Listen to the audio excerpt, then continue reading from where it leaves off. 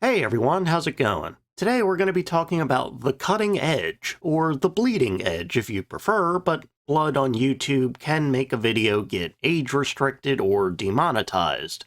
So we'll just stick with the cutting edge. For something to be on the cutting edge, the given product, entity, or just thing has to represent some sort of peak or height of technological and intellectual progress. Because of the evolution of technology and the collective human intelligence, though, nothing can stay on the cutting edge forever, and more likely than not, that cutting edge piece of technology will very quickly be overtaken by something else. This can be seen in all manner of things, but is probably the easiest to demonstrate through the world of video games. Back in the early 70s, when video games effectively started their rise, with such graphically amazing titles like Pong and The Galaxy Game that utilized a whole 2 colors and very, very large pixels. It's kind of funny now to think that games like this were considered revolutionary in some capacity, something that people clamored for, and other companies began to copy. Then we can jump ahead about 20 years to 1992-93, where we find a game that won an award for Best Graphics in Alone in the Dark. Compared to games like Pong, Alone in the Dark was an incredible technological upgrade. 3 dimensions, multiple colors, an actual game world, etc. At one point in time, this represented the sort of cutting edge of video game graphics, which is also quite funny to think about now. Regardless though, the point is that when it comes to things like game design and game graphics, the cutting edge is ever changing, and a couple years or even a couple months can represent a massive leap forward. What once looked amazing can look like garbage, and what once controlled amazing can control like garbage.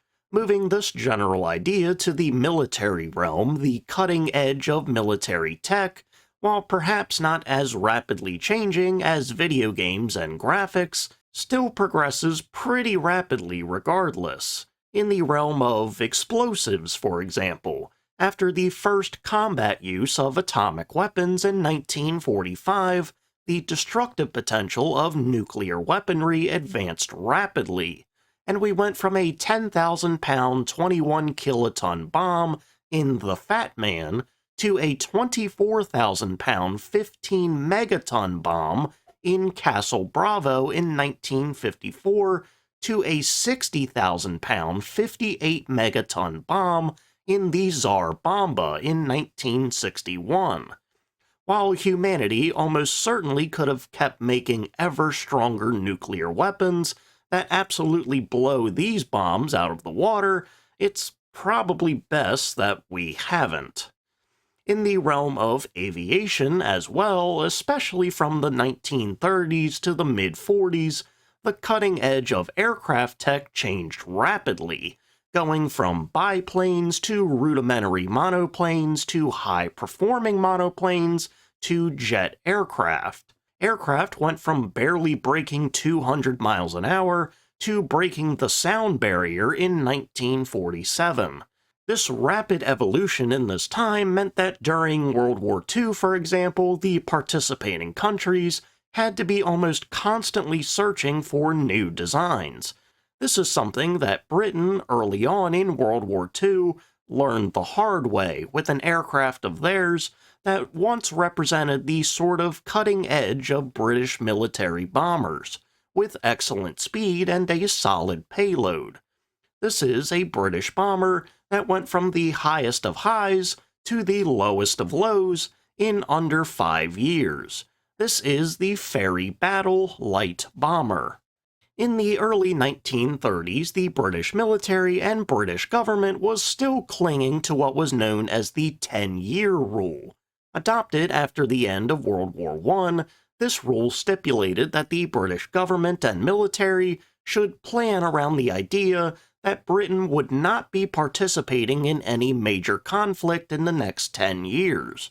While adopted in 1919, the rule would extend past 10 years into the early 1930s, at the urging of none other than Winston Churchill, and the rule would be continuous until it was explicitly cancelled. And it would be explicitly cancelled in March 1932, after Japan and China fought around Shanghai. But after the rule was cancelled, Britain didn't actually start investing more in their military yet. The rule was no longer in place now, but the catalyst for an increase in their military spending came about a year later with the rise of the Nazi Party in Germany, and Germany withdrawing from the League of Nations. Now seeing a potential threat on the horizon, Britain would begin ramping up their military spending to rearm and update their existing stocks. In the coming years, Britain would issue specifications that led to such World War II stalwarts as the Hawker Hurricane, Supermarine Spitfire, Hawker Typhoon, and many, many more. The specification we're focusing on today, though, was P-2732, which called for a two-seat, single-engine monoplane bomber that could carry a 1,000-pound bomb load 1,000 miles at a speed of 200 miles an hour. The design was to be a light bomber, a class of plane that doesn't really exist anymore due to technological progress. But back in the earlier days of aviation, they were far more common. These were generally planes that would carry a light bomb load and less defensive armament in exchange for greater speed.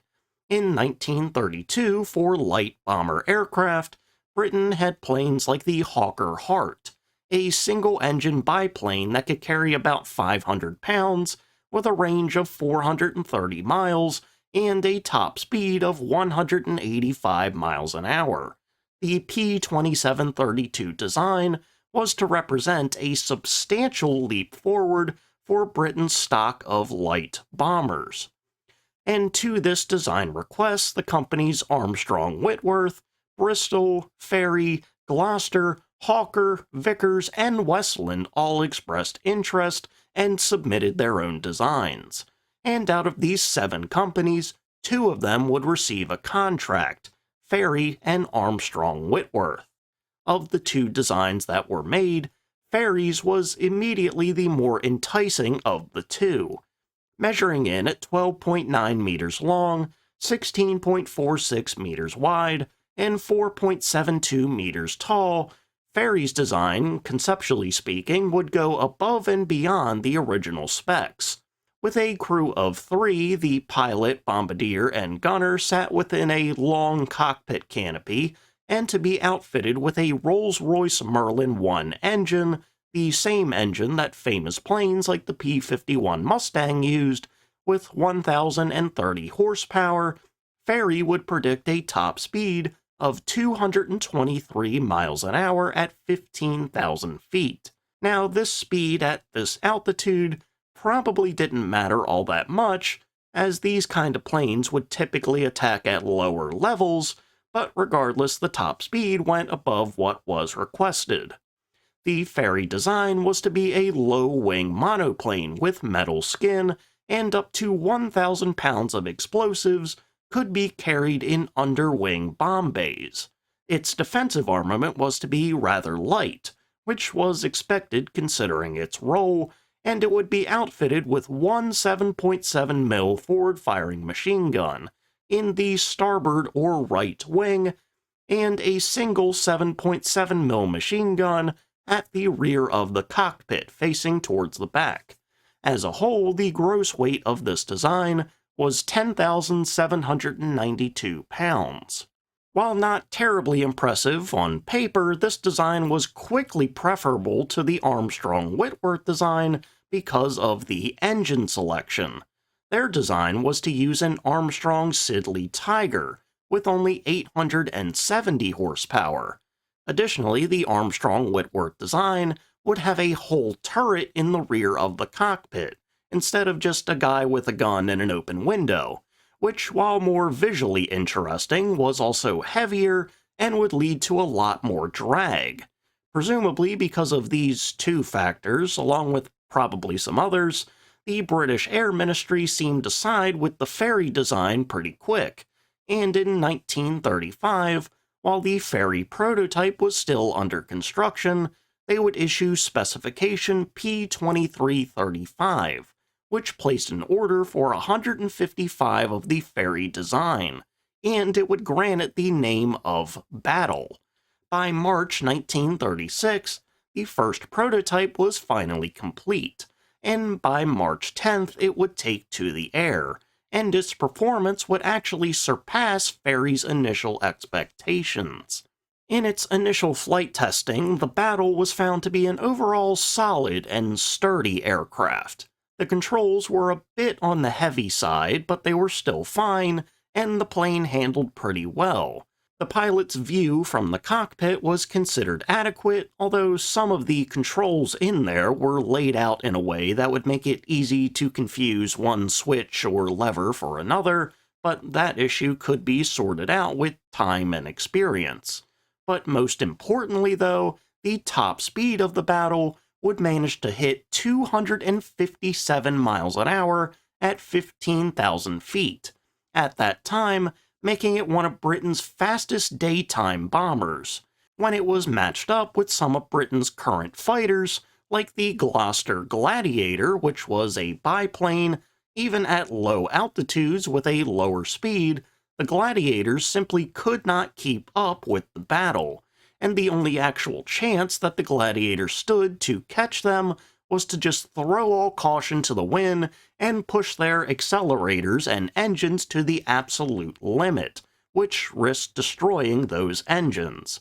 So here in testing, the Fairey Battle appeared to be a very promising design, a cutting-edge design, if you will. However, behind the scenes, the vibes were much, much different, and the British Air Ministry did not have a lot of confidence in the Battle, even after seeing its solid performance. From one perspective, the Battle was far and away better than what Britain currently had in their light bomber aircraft. The speed was quite solid for the time and the aircraft role, and in some sense, the Battle was a very niche cutting edge of British single-engine light bomber aircraft. But from a different perspective, a more realistic one, the Battle was effectively obsolete before it ever even flew, and by the time it did fly, that was only confirmed. The 257-mile-an-hour top speed was well above the original requested speed of 200 miles an hour, that much is true, but being developed around the same time as the Battle were other bombers that either had greater top speed or a much greater payload. A year prior to the first flight of the Battle, the Bristol Blenheim, a twin-engine light bomber, would take to the air for the first time, and with the added power of a second engine and a similar bomb payload and defensive armament, the Blenheim would outclass the Battle, with a top speed upwards of 285 miles an hour. While I guess in some sense the Battle could be superior in that it only required a single engine, so effectively two Battles could be made for the price of one Blenheim, this didn't change the fact that the Blenheim was already a superior design even before the Battle took to the air. And as for the payload, several bombers that would see use in World War II were first flown the same year as the Battle, that had much greater payloads and only slightly worse performance. Bombers like the Vickers-Wellington, Armstrong-Whitworth-Whitley, and Handley-Page-Hamden would all carry more than double what the Battle could carry, and their top speeds sat around or a bit above 200 miles an hour. Simply put, the destructive potential of these three bombers was far greater than what the Battle would ever be able to offer. And while the Merlin engine of the Battle could and would be improved upon, becoming a very solid engine for single-engine fighters, the overall frame of the Battle, the payload and the defensive armament, that could only be improved upon so much. And yet, despite the almost immediate realization that the battle's cutting edge was incredibly dull, it would be put into production regardless, and over 2,000 of them would be made. But why exactly? If you had to take a guess, and if I had to take a guess, perhaps Britain realized that they could sell the battles overseas, to smaller countries and smaller militaries that just didn't possess the production capabilities of a major power. That would probably be the most logical guess, and you and I would be completely wrong. Instead, the battle was rapidly produced to be a front-line combat aircraft for the Royal Air Force, and this was because Britain was desperate, basically. In the mid to late 30s, while British leadership like Neville Chamberlain and the like were attempting to appease Germany, the reality was that Germany and the rest of Europe seemed to be on a one-way course to another war, and Britain needed something more modern in their arsenal in the event that this new war broke out. The old biplane bombers were simply unacceptable, and a good deal of the other larger twin-engine bombers were far more difficult to produce, and thus it would take longer to fully outfit squadrons with them. So in the meantime, planes like the Battle and the Bristol Blenheim were made quickly to fill out these squadrons. Their potential effectiveness against German aircraft and German forces was almost irrelevant. The RAF needed some warm, modern bodies, and the Battle was one of them. So by the time World War II started, 17 squadrons had been outfitted with the Battle, and over 1,000 of them had been produced. This compared to 13 squadrons with the Blenheim, 8 with the Vickers Wellington, and 7 with the Armstrong Whitworth Whitley. This made the Battle one of Britain's more prominent aircraft early in the war, and when the war began on September 1st, 1939, 10 Fairey Battle squadrons were flown over to France, to be hidden and camouflaged through the French countryside, to then one day shed their camo in the event of a German attack, and launch counter-raids on German forces. However, as Germany had no interest in fighting France and Britain just yet, the battles would largely sit in France just gathering dust, becoming veterans of the so-called Phony War, where Britain, France, and Germany largely exchanged unfriendly glares, and maybe a few potshots here and there. But even here, though, in a handful of very small-scale skirmishes against Germany, the battles that participated in combat proved that they would not be able to defend themselves against German fighters, and the grand total of just 2 defensive guns was almost useless. Not completely useless, though, as the Battle does have the distinction of having the first RAF kill in World War II. On September 20th, a group of 3 Battles flying recon were attacked by a group of German Bf-109s. 2 of the Battles were shot down, but a third not only managed to survive and escape, but the rear-facing gunner managed to take out a single Bf-109 on the way out. In the next few days and weeks, the Battle would see similar events, going out on patrol and recon, encountering enemy fighters, and being shot down while taking out a lesser number of enemy aircraft in the process. Overall, though, this early combat made it quite clear that the Battle needed a greater defensive armament at the very least, and so while the Phony War raged on, some Battles would undergo testing with an additional gun under the fuselage. But try as they might, though, they just couldn't figure out how to fit a gun on the underside and make it easy to use, and so the quest for an additional gun ended in failure, and the Battle would remain in the war with its 2 guns and a dream. When Germany would end the Phony War on May 10th, 1940, that dream quickly turned into a nightmare. When the Fire Nation attacked on May 10th, British aerial forces in France, known as the Advanced Air Striking Force, or AASF, had a total of 135 bombers, comprised of Battles and Bristol Blenheims. 2 days later, on May 12th, that number had already been reduced to just 72, a nearly 50% decrease. To put it mildly, these British light bombers were getting absolutely obliterated. If they were flying higher in the sky, German Bf-109s could come in and just eat them alive. If they were flying low to the ground, and the Battles often attacked at an altitude of just 250 feet, anti-aircraft fire did the job just fine. Even as these low-altitude attacks started to be phased out, the fortunes of the battle did not improve. From May 10th to May 14th alone, 60 Battles were destroyed, and nearly half of these happened on May 14th alone. Attacking a German force in Sudan, out of the 63 participating Battles, just 28 of them returned alive.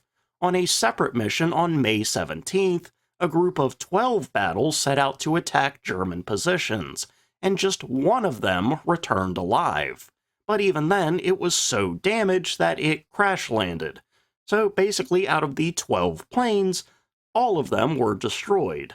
By June 11th, 1940, any remaining Battles in France started to be pulled back to England proper, their combat experience against Germany being nothing short of a catastrophe. Past this retreat, the Battles would play an incredibly small role in the rest of the war. For a short time afterward, squadrons equipped with the Battles would conduct night raids across the English Channel, striking German-controlled ports that were gearing up for a potential invasion of England. Under the cover of darkness, the Battle would perform much better, but performing that much better here still wasn't enough to save it. On October 16, 1940, the Battle would fly its last combat mission with the British, and from there until the end of the war, the Battle only saw a few combat missions with British-aligned countries, but would largely serve as a patrol and training plane, being used for flight training, bomber training, and gunner training. The once sort of cutting-edge plane for Britain was now reduced to being a target on a gun range for gunner training. So overall, the Fairey Battle was far less a cutting-edge bomber, even though it kind of was in some sense, and it was far more a desperation plane. A plane meant to fill out British aerial forces with some more modern aircraft, while they rearmed with planes that were way better than it. Planes like the Battle and the Blenheim were at least a little bit better than the biplanes that Britain was using prior, and largely because of that reason they were produced en masse. At the very least for the Blenheim, that would have a longer career after being converted to a night fighter. The twin engines helped out a lot. But for the Battle, there just wasn't much else that it could do. And with later fighters with stronger engines able to carry similar payloads as the Battle, the general concept of the light bomber was fading away. But as a whole, though, the Battle did end up kind of fulfilling its eventual purpose as a pack filler, as it were. Something that's there just to fill up the stock. It's kind of like how when you buy trading cards, you get several cards per pack, but like one or two of them are actually decent in any way. The Fairey Battle was basically the Pokemon Energy card of the RAF. Alright, and with that, we're going to go ahead and end for today. So, thank you all for watching. Remember to like, comment, and subscribe. Now, there is one exception to the Pokemon Energy card being trash, and those are the special ones that have a gold outline for some reason. I mean, I guess the energy cards do have utility for people actually playing the card game, but who does that? I collect the cards because I like Pokemon. I want the nice card to put in a sleeve, and that's it. But anyway, I hope you enjoyed the video, and I hope you learned something. So, see ya.